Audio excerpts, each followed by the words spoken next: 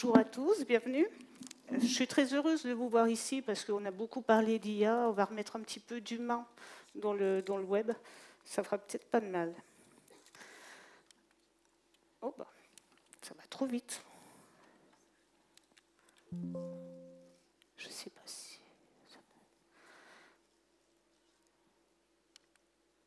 Alors, l'accessibilité numérique et le référencement. En fait, souvent, on a l'habitude de dire qu'ils sont antagonistes parce que d'un côté, on a les SEO qui font leurs petites choses dans leur coin et les experts de l'accessibilité numérique qui ont leurs propres règles. Donc, on va commencer par voir si c'est vraiment la bagarre ou si c'est... Donc, nous commencerons par les bases, parce qu'il faut bien commencer par les bases, toujours. Ensuite, nous passerons aux obligations. Il y a un cadre légal et des normes à respecter. On aura l'urgence, les risques et les opportunités, et le mariage de raison. C'est là que nous verrons que l'accessibilité numérique a 11 Y pour accessibility. A et les 11 lettres avant le Y. Et le SEO sont finalement assez proches quand ils veulent. Nous aurons quelques pièges à éviter parce qu'il y en a tout de même. Et à la fin, nous aurons la conclusion, évidemment, puisqu'il faut dérouler un plan. Donc, au tout départ, on va parler du handicap. Qu'est-ce que le handicap? En France, on a l'habitude de le classer dans cinq catégories. Donc, moteur, sensoriel, psychique, mentale et les maladies invalidantes. Moteur, bon, vous avez tout ce qui est au niveau des paralysies. Le sensoriel, c'est la cécité, la surdité, par exemple. Le psychique, c'est les maladies bipolaires. Le mental, ça peut être l'autisme, la trisomie. Et les maladies invalidantes, forcément, c'est d'autres maladies, les AVC, par exemple. À ceci s'ajoute le handicap dit temporaire. Quand vous vous cassez un bras, quand vous vous cassez une jambe, par exemple, vous êtes un petit peu handicapé pendant un petit temps. Vous avez également le handicap situationnel, le soleil sur l'écran. Là, on parle vraiment du numérique, le soleil sur l'écran, ou alors la vidéo que vous allez regarder dans le TGV sans vos écouteurs. Vous serez en position de handicap. Mais l'OMS, en fait, a une définition beaucoup plus large et qui nous renseigne encore mieux sur le handicap. Pour l'OMS, le handicap, c'est la rencontre entre une personne qui a une incapacité et un environnement qui lui oppose des barrières. L'idée ici, c'est de barrière. C'est vraiment l'idée centrale, parce que ce n'est pas la personne qui est en cause, mais c'est bien l'environnement qui n'est pas adapté à son handicap. J'ai du mal avec... Alors, passons à l'accessibilité numérique, la deuxième définition. Qu'est-ce que c'est? En fait, c'est permettre à tous les utilisateurs, sans exception, de percevoir, comprendre, naviguer et interagir sur le web. Sur les deux images que vous voyez, la première, la personne ne peut pas rentrer dans le bâtiment puisque ça n'a pas été adapté pour lui. On a mis une rampe. En fait, l'accessibilité numérique, c'est ça. C'est mettre une rampe pour que tout le monde puisse venir sur vos sites web pour y interagir, par exemple, acheter, écrire ou ce que vous voulez. Alors, passons maintenant au cadre légal.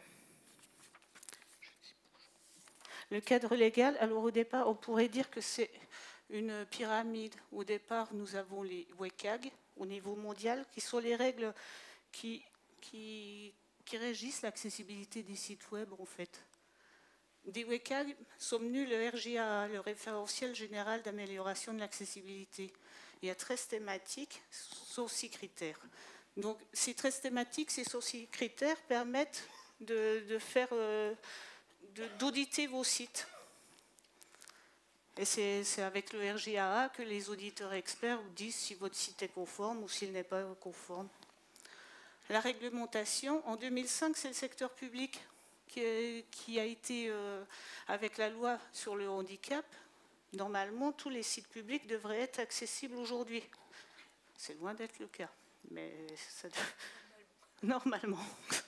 En 2019, les entreprises privées avec des CA de plus de 250 millions ont rejoint le secteur public.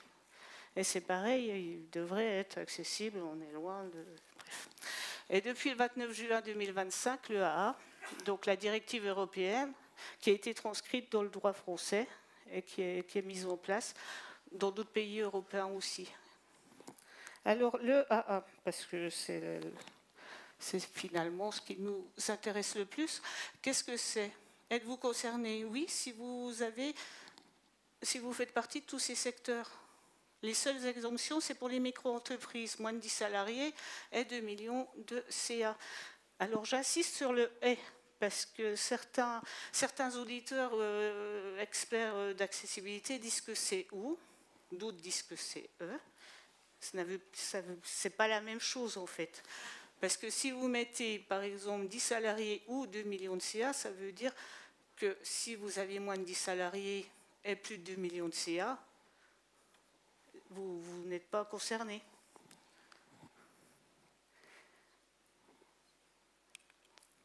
Alors, les nouvelles obligations. Ça, tout à l'heure, on parlait des hallucinations de l'IA. Et il y avait un intervenant dans la table ronde, pour ceux qui y étaient, qui disait que finalement, les hallucinations, ça venait aussi de ce qu'écrivaient les humains, de ce qui était comme contenu. Et donc ça, c'est faux. C'est ce qui a été dit beaucoup sur les réseaux sociaux, c'est ce que j'ai vu beaucoup passer dans le cercle SEO, en fait. Ça correspond juste aux grandes entreprises, donc celles qui ont plus de 250 millions de CA. Pour les plus petites, les PME, il y a juste une obligation d'être conforme aux normes et donc d'être accessible. Avec en plus l'obligation de communiquer sur la notion d'accessibilité, sur le niveau d'accessibilité.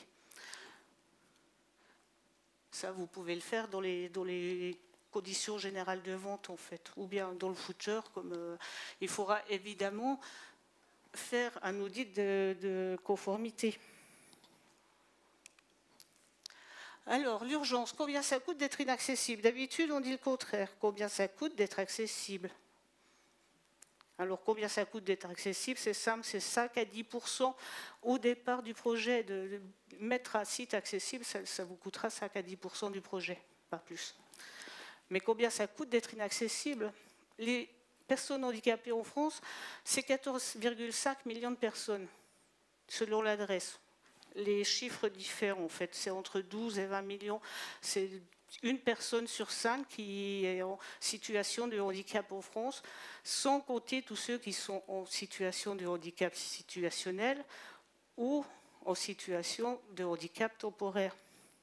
Donc c'est déjà ça, c'est déjà une part de marché énorme dont vous vous coupez. Ensuite, il y a eu les premières mises en demeure. Là, en juillet, Auchan, Leclerc, bon, c'est légal. Mais surtout, 71% des personnes qui arrivent sur un site inaccessible le quittent immédiatement, dans les 10 secondes en fait. Ça veut dire que 7 personnes sur 10 quittent un site inaccessible dans les 10 secondes. C'est un taux de rebond énorme. Ensuite, SEMrush a fait une étude récemment. Presque 80%, presque 8 sites sur 10 qui sont classés en haut des SERP, donc en haut des recherches Google, ont un bon score d'accessibilité. Donc ça vous coûte énormément. Ça coûte plus que de le mettre accessible. Passons au cœur du sujet, l'accessibilité numérique et le SEO. Alors comme je le disais, souvent le SEO et l'accessibilité numérique, on avait tendance à les opposer. Parce qu'on disait, oui, mais si je fais ça en SEO, voilà, je vais me bourrer de mots-clés, et puis ça va aller, bref. Mais en fait, dans ma pratique, moi j'ai commencé en SEO, j'ai commencé comme rédactrice, puis j'ai fait du SEO, et ensuite je suis passée à l'accessibilité numérique par goût et par envie, et je me suis rendu compte qu'il y avait beaucoup plus de choses en commun que de choses qui séparaient les deux. On va commencer tout de suite par la structure. On parlait du HTML sémantique, du sémantique avec les IA. Donc tout ce que je vais vous dire là, finalement, c'est pas parce qu'il y a l'IA partout que c'est terminé. D'un côté, nous avons une soupe de div, ce qu'on appelle vraiment la soupe de div. C'est comme si vous aviez mis votre site, votre site sur des boîtes un peu partout et que vous dites à ceux qui accèdent, bah, débrouille-toi, va chercher ce que tu veux, ouvre toutes les boîtes et tu auras ce que tu veux, peut-être ou pas. De l'autre côté, le HTML sémantique, en fait, tout ce qui est nav, men, ça dit exactement que ce soit aux technologies d'assistance pour les handicapés, c'est-à-dire tout ce qui est lecteur d'écran, etc. Et exactement, et aussi aux robots, pardon, je perds un peu mes mots, aux robots, ce qu'il y a exactement dans votre site web. Donc, le robot arrive dessus, c'est que ça va être votre contenu principal. La technologie d'assistante, c'est pareil. Elle va dire à celui qui l'utilise, voilà le contenu principal. Nav, voilà, vous êtes sur le menu principal. Ça va aider à l'indexation, au classement du côté de Google, et ça va forcément aider à la navigation pour ceux qui ne peuvent pas voir votre site.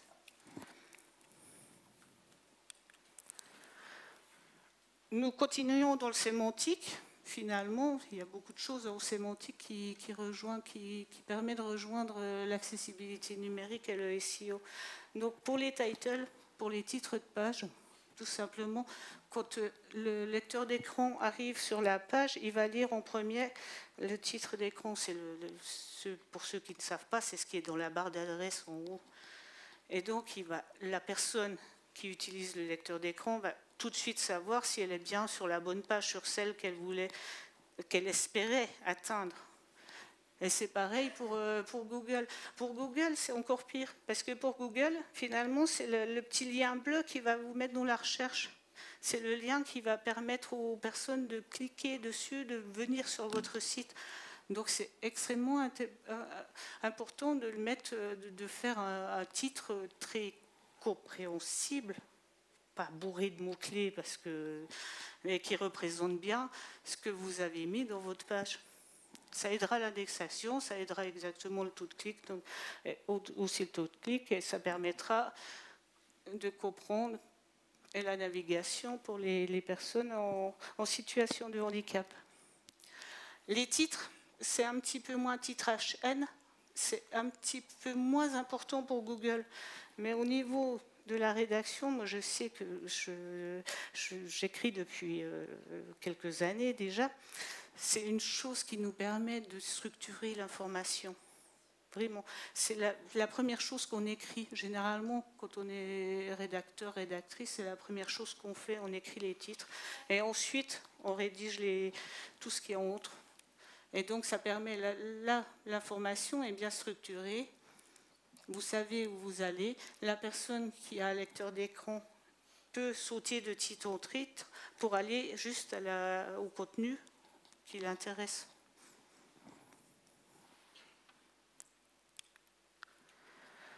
Les intitulés de liens. Alors, cliquez ici, on oublie.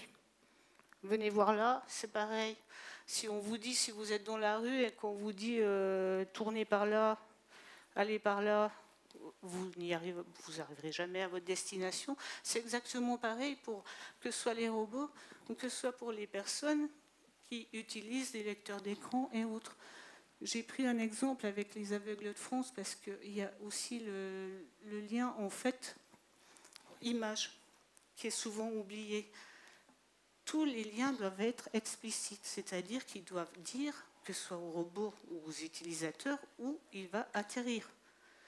C'est une chose. En plus, ça aide pour la contextualisation, l'indexation, puisque Google va savoir qu'il peut aller vers cette page-là et ce qu'il va trouver sur la page vers laquelle il va.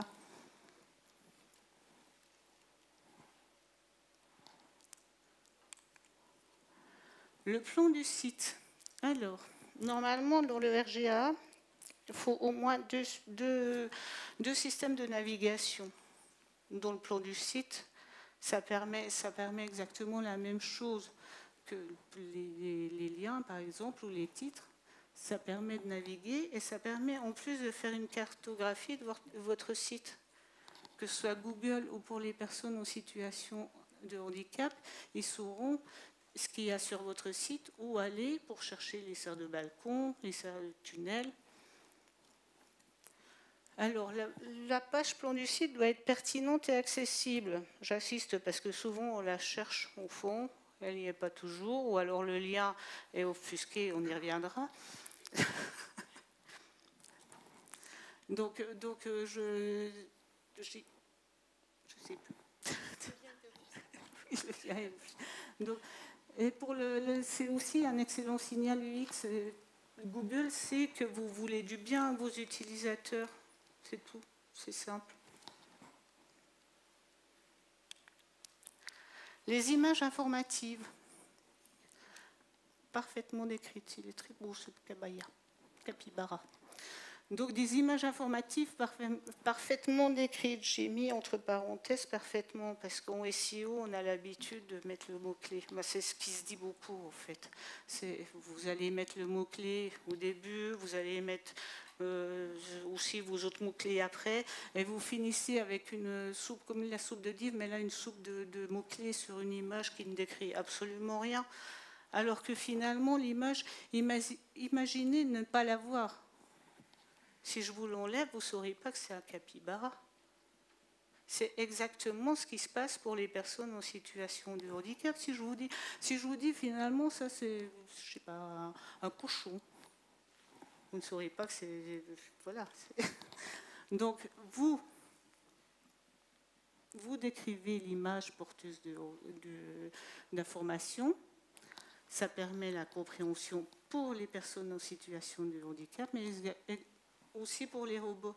Google, finalement, Google Images, c'est là-dessus qu'il se base pour référencer vos images. Donc, restez dans le contexte aussi. Ce n'est pas la peine de mettre une image hors contexte. De toute façon, vous n'aurez pas à la décrire si elle n'est pas porteuse d'informations. Alors, est-ce que c'est le mariage parfait? Finalement, oui, on pourrait le dire, presque. Donc, mais il y a quand même quelques petits soucis. Parce que forcément, c'est comme pour tout, en SEO, ça dépend. Et bien là, c'est pareil, ça dépend. Donc, on va reprendre l'attribut alt, les images. Vous allez me dire, mais qu'est-ce qu'elle raconte? Elle a parlé tout à l'heure qu'il fallait les décrire. Oui, mais juste les images porteuses d'informations. Si votre image est décorative, vous n'avez pas à la décrire. Vous n'avez pas à dire à la personne en situation de handicap, tiens, c'est pose de fenêtre. Par exemple, j'ai pris la belle cathédrale de Strasbourg comme exemple. Vous n'avez pas à dire pose de fenêtre PVC Strasbourg, juste dans l'espoir de faire remonter votre page dans les référencements. Donc, comme c'est une image décorative, c'est une image sur un blog, par exemple, où vous dites que vous posez des fenêtres à Strasbourg, vous avez mis l'image de cathédrale, vous laissez le alt vide. Donc, pas de bourrage de mots-clés, pas de description du tout. Ou bien vous mettez Aria Hidden, mais je sais que les experts en accessibilité numérique ne sont pas fanats de mettre des ARIA partout, donc finalement, évitez de mettre des alt là où il n'en faut pas. Si vraiment vous voulez en mettre, trouvez une image qui représente, qui est dans le contexte en fait. Pas une image comme ça juste pour décorer, il n'y en a pas besoin finalement. Si votre contenu est bon, il n'y a pas besoin d'une image... Alors, là c'est dommage, on n'a plus d'Anne. Alors Dan est afana de ce qui suit, c'est l'offuscation de liens. En fait, l'offuscation de liens, ça veut dire cacher à Google que le lien est un lien, pour pas qu'il y aille, pour pas qu'il référence par exemple les mentions légales, pour pas que ça envoie du jus ou à des pages qui n'en ont pas besoin, mais dont on ne veut pas avoir... Donc, ça revient à mettre une suite de trucs en JavaScript généralement. Et ça, c'est totalement inaccessible pour toutes les personnes qui utilisent les claviers, lecteurs d'écran ou pilotage à la voix. Donc ça veut dire que la personne qui utilise une technologie d'assistance, dans ce cas-là, elle ne pourra pas aller voir vos mentions légales. Elle n'y arrivera jamais. Ce qui veut dire que non seulement vous n'êtes plus en légalité, puisque les mentions légales doivent être accessibles pour tous, tout le temps, partout. Et en plus, je veux dire, c'est comme si vous fermiez la porte, vous disiez, voilà, là, il y a quelque chose, mais finalement, je te ferme la porte, tu ne peux pas y aller parce que toi, tu n'as pas le droit d'y aller. Une personne avec une souris, une personne, elle va y aller. Mais au clavier, vous n'y arriverez jamais, vous n'arriverez jamais sur le lien, en fait.